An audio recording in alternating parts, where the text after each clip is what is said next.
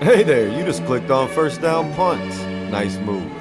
This is a podcast about football and how it relates to fantasy football. Hope you like what you hear. We're going to get this thing started. Let's get crazy. And welcome in, everyone, to another episode of First Down Punts. I'm your host, Coach Chris. Today we're going to be going over the Week 13 injury news as well as waiver moves to make for Week 14 coming up. Some of the NFL news before that, though. The Vikings cut Adam Thielen. They kind of came to a mutual agreement. He wanted to get more playing time, and the Steelers have claimed Adam Thielen.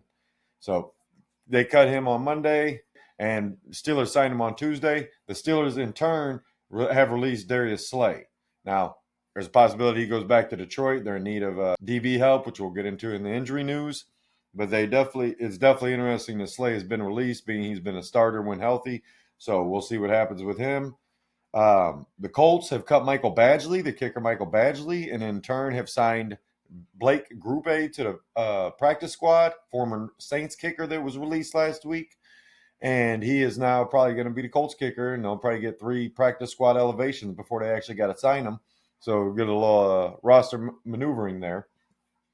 The Texans have waived guard Laken Tomlinson, former Lion, former Niner, a couple other places, but they signed him this offseason. This is the second player they signed this offseason for the offensive line that they have now gotten rid of. They traded a guy earlier this season. Now they've cut Laken Tomlinson. So Houston is still trying to get that offensive line together.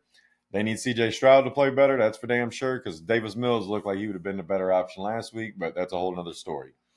The Broncos have signed Elijah Moore, who was cut by the Jets last week, and Sean Payton continues to add to the headache of let's use 19 players every play. But we'll see if he gets involved this week or if it takes a couple weeks. For fantasy purposes, it's always a headache when he starts adding more weapons. For Denver's prospects of trying to win a 1 seed and win a Super Bowl this year, is probably going to help their cause, whether it's in punt returns or receiving options, certain plays that he wants to use them on. Peyton loves to dial it up with different players every damn play. So you guys heard me complaining about it earlier this season. It's a headache for fantasy, but Elijah Moore signs with the Broncos. And then the Giants have announced they're going to fire their GM Schoen. I think that's how you pronounce it. At the end of the season, though. I don't understand the point of that. Just get rid of him now. But apparently he's going to stick around and help Mike Kafka finish out the season. And in other Giants news, Mike Kafka benched Abdul Carter for disciplinary reasons. This goes back to one of these stupid benchings where if you want to make a point, sit them for the game. I'm going to say it again. All you did was hurt yourself for a quarter, and not that you were going to win against the Patriots based off the way they played on Monday Night Football, but either let them play or don't. Punish them in practice, punish them somewhere else. Don't cost the other players on your team because one person is trying to sacrifice it. And if you are going to do it, then do it for the whole damn game. That's the gist of it. Other than that, we're going to get into this injury news. Marvin Harrison has been injured again. He's dealing with a heel injury now, and it's probably going to keep him out for a week or two. Amon-Ra St. Brown, Lions wide receiver, has a low ankle sprain, has not practiced Monday or Tuesday. They play on Thursday. Now, the good news is he's had a whole week because they played on Thanksgiving when they lost. Nonsense. But St. Brown doesn't need to practice, in my mind, to play. He played through a toe injury 2 seasons ago? Had to wear a steel plate in his cleat. We'll see if he's got that ankle wrapped up and get out there Thursday. It's a low ankle, so there's more likely a chance that he could play, but definitely something to pay attention to. Wednesday's practice report will probably say if he can get in a limited session, he's definitely going to play in my mind. If he doesn't practice, he's going to be a true game time decision. That's based off how I look at him as the player, playing through injuries, being a tougher player that deals with stuff and continues to play. Low ankle sprain is much less severe than a high ankle sprain. Still hurts to run on, to cut on, but he's the type of guy that could probably play through it especially if he can get a limited practice on Wednesday. Woody Marks left the game and returned, so not a big concern there, just something of note. Tyrone Tracy, running back for the Giants, has a hip contusion, had to leave the game on a cart. He came out today, said he thinks he's going to be all right. They are on a bye this week, so he has an extra week to rest up. Good chance he's back playing, but we have a waiver ad because of this injury just in case, and somebody I've already said you should be picking up because if something happened to Tracy, Devin Singletary would definitely be the guy. Aaron Rodgers ended up with a cut on his nose, had to leave the game for a little while. Got smoked by Joey Bosa coming off the edge there for the Bills. Put him on his ass, or put him on his face is what I should say. Caused a fumble. It was a nice little play by Bosa. But Rodgers ended up having to leave the game. He already came into the game with a cast on his wrist, dealing with those 3 breaks in there. And speaking of broken hands / wrist, Justin Herbert had to leave the game. He does have a broken hand. He had a surgery for it on Monday. Thinks he's going to play on this upcoming Monday Night Football. They play versus the Eagles on Monday Night Football, so he gets an extra day. He finished the game. He left the game, but he ended up coming back in, played with it while it was broken. So there's a good chance that it's a break in his hand, a fracture in his hand. So there's a good chance he does play this week, but definitely something to be paying attention to. Again, Friday and Saturday practice reports because they play Monday Night Football. So Herbert's a guy you got to pay attention to. He's a big player in fantasy and a big player for the Chargers if they're trying to make the playoffs, even dealing with all these injuries. But they seem cursed right now, man. That's all there is to it. Devontae Wyatt, we talked about this in the other video, that he suffered an injury, seemed pretty serious. He has a season-ending ankle fracture, and will be out for the rest of the year. So the Packers lose one of those pass rushers / defensive lineman that helps out. Really good player, and they will be missing him. They take on the Bears this week, so we'll see how much it affects them. Terrion Arnold, cornerback for the Lions, has a shoulder injury, left the game, and has now been placed on IR. He can make it back before the end of the season if he can get healthy, but this is why I mentioned the Darius Slay thing earlier, because maybe Slay ends up signing with the Lions with Terrion Arnold out for at least 4 weeks. Parker Washington left the game, has a hip. We're not sure. I'm not sure exactly what happened to him, but it does sound like it's not too serious as of right now. He did leave the game, didn't come back, but based off the reports since then, I think there's a chance that he could play this week. Maybe he's limited snaps, but maybe he sits out a week. Doesn't sound long-term. That's the best part of it. Sauce Gardner, cornerback, got traded to the Colts earlier this season. He is going to be out a couple weeks with a calf strain and going to be a loss for them. They just got Charvarius Ward back, though, so that helps ease the blow. But definitely would have been nice to have both of them, especially with the way the Colts have been struggling a little bit lately. If they're going to be hurting more on defense, then that's obviously going to hurt their chances of continuing. They lost the number 1 seed in AFC North or AFC South this weekend. Jags took over that with their win and the Colts losing. So Colts need to get it together before they ended up losing their grip on what they had, which was a top seed and a home field advantage possibly in the playoffs. Kyron Williams left the game. Doesn't sound serious, but he's dealing with an ankle injury. Blake Corum played really well in his absence. And Devontae Adams has a hamstring. It's just sore. It sounds like neither one of these guys are probably going to miss this upcoming week, but just something to pay attention to. Yeah, Cleveland defensive tackle Malik Collins. He has got a quad injury and is placed on season-ending IR. Aaron Jones dealing with a shoulder injury. He is day-to-day right now. Sounds like it might not be serious. He's dealt with shoulder injuries in the past. He's played through them. He's missed time with them. But right now, it doesn't sound like one of the times is going to make him miss a lot of time, even if it makes him miss a game or is limited in this upcoming week. Probably more of a flex player sit in fantasy. But once these practice reports come out, we'll have more idea. Some other injury news that popped up. I know everybody knows this by now, but Kamara was ruled out last week. He's dealing with a knee and an ankle injury, something else to be paying attention to. Mike Evans and Jalen McMillan could start practicing this week. McMillan has been on IR all season, or I think it was on IR all season. Might have been a pup. Who knows? I don't think they had to take him off there. I forget what the list he was on, but all the same, dealing with a neck injury, always a serious thing to consider.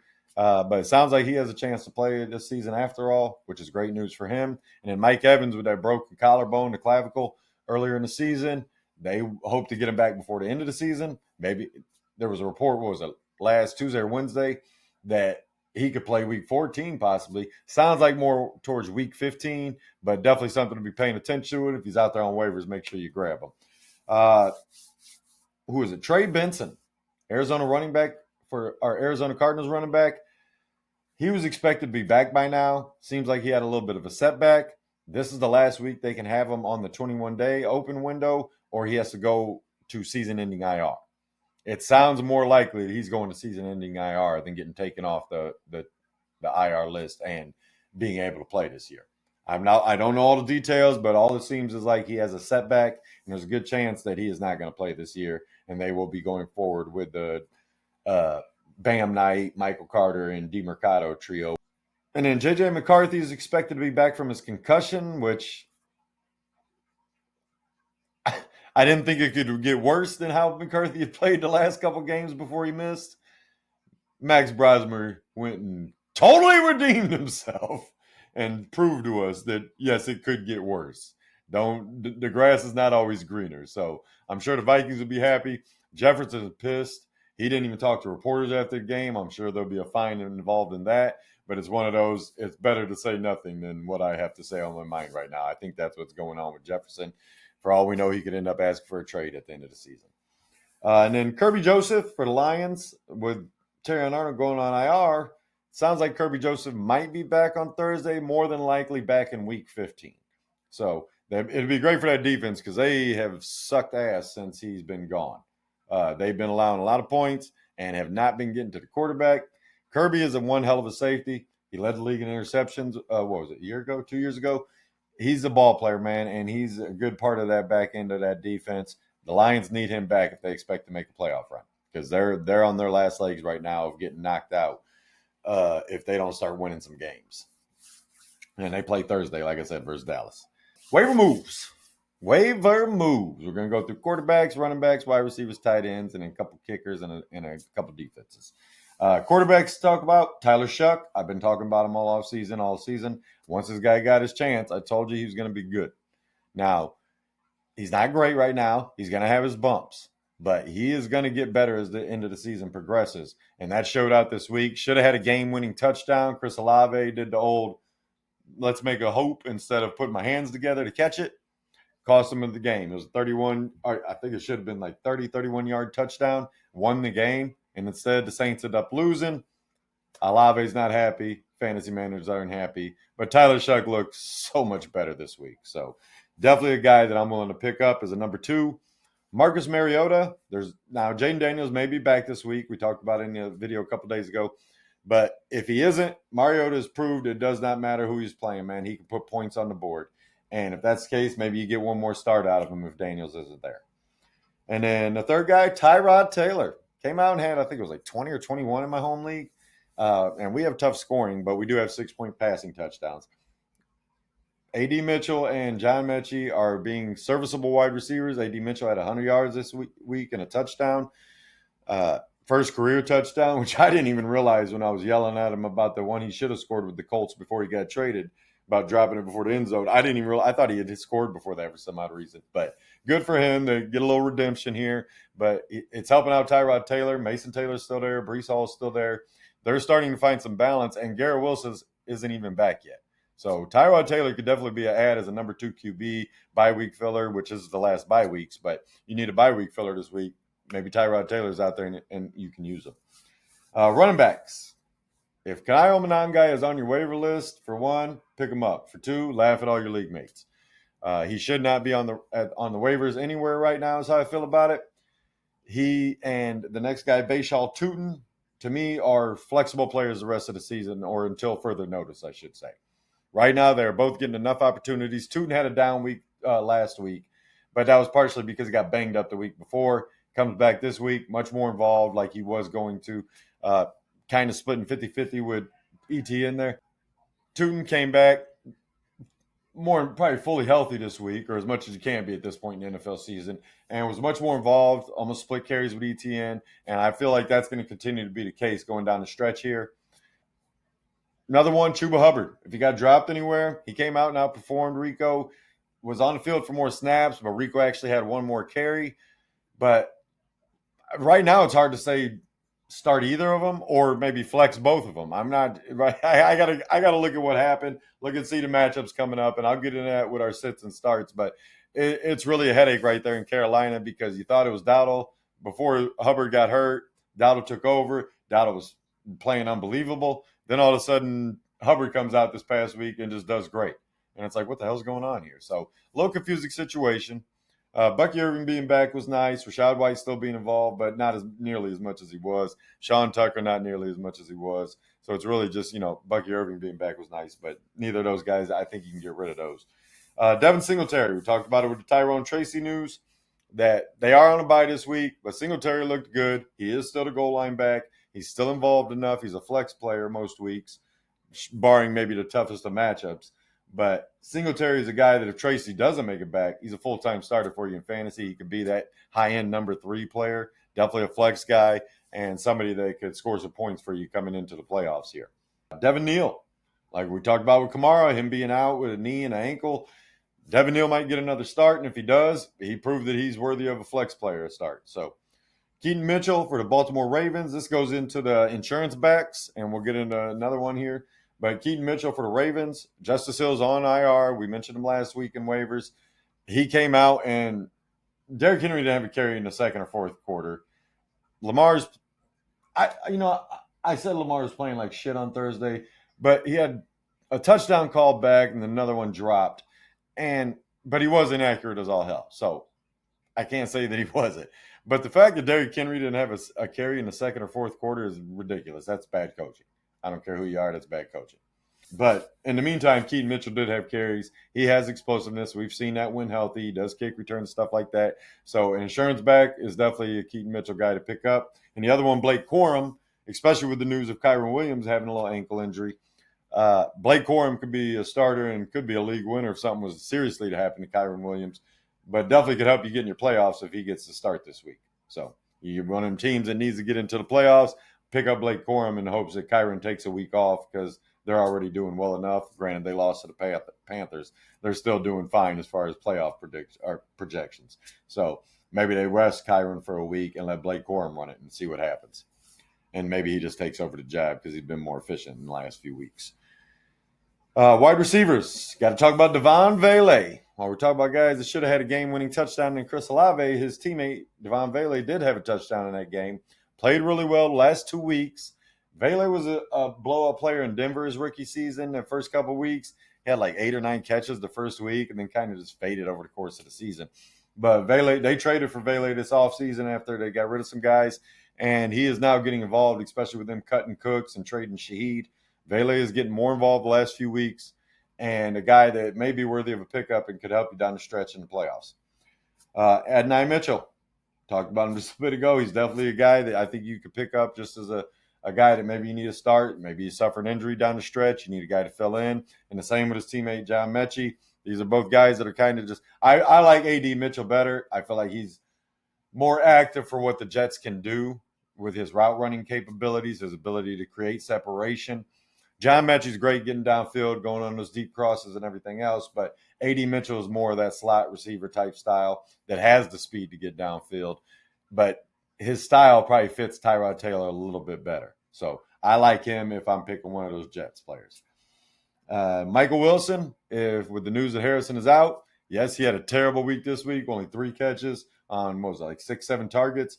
But if Harrison is out, maybe we can get another 18-target, 15-catch game just to help you in a desperation play for to try to make the playoffs or try to get you in the lead in your league, whatever it is, positioning, whatever. Isaac Tesla, if St. Brown is out, I think Tesla could be a flex player on Thursday night, especially against that Dallas D. They could get Trayvon Diggs back here shortly. I don't think he played this past week. I'd have to double check that. No, he didn't. They were talking about him coming back because he was the one that he had a concussion and then went on IR, and we thought it was because of the concussion, but he actually suffered another, I think it was a foot injury. But he could come back either this week or the following week. I forget when IR is up. I think it's next week, actually, but just something to pay attention to. But Tesla could definitely have an opportunity. He's only got, 6 catches on the season, but 3 of them are touchdowns. Maybe he can get a 4th for you this week.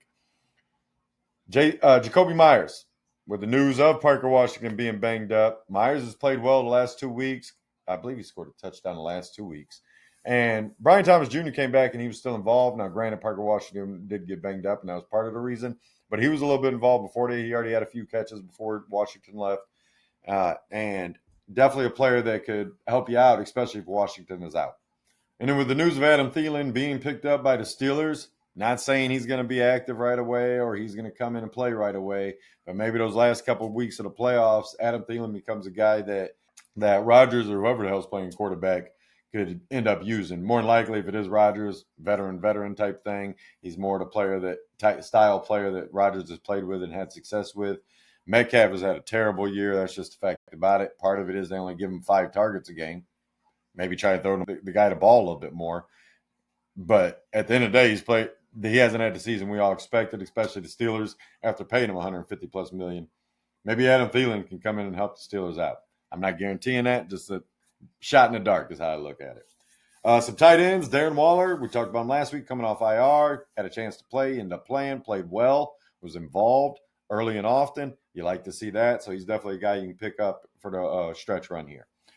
Gunnar Helm had another not productive, but he only had like 23 yards. I think it was on like 5 or 6 catches. So it wasn't super productive, but it was super involved. And that's the more important part. This week is probably not the week to have him just because of the matchup Tennessee has, but maybe he is. Cam Ward's got to get rid of the ball, and if he can, then Gunnar Helm's close to the line of scrimmage. He's a guy that could continue to get catches. If you need a tight end in your league, something happened to yours, or Kincaid still isn't back, whatever it is, maybe Gunnar Helm's the guy you need.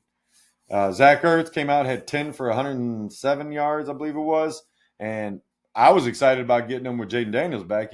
That's why I mentioned him last week as a waiver ad. Some people might have dropped him after a few bad weeks. He comes out and has 10 for 107 with McLaurin back, with Debo playing, with Mariota at quarterback. They had to score some points against Denver, and they were able to do so. Ended up losing in overtime on a 2-point attempt conversion try. They went for the win. They didn't get it. Denver secures another win. But at the end of the day, Mariota played well, and he involved all the pass catchers. Debo not as much as he had been, but was still out there doing things. So Debo's probably going to take a hit some weeks. Ertz will be another week. McLaurin will be another week.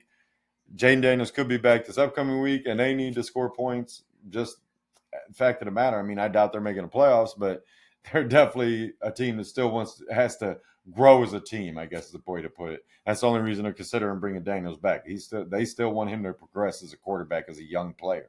So he gets back. He's got the talent. We know what he can do.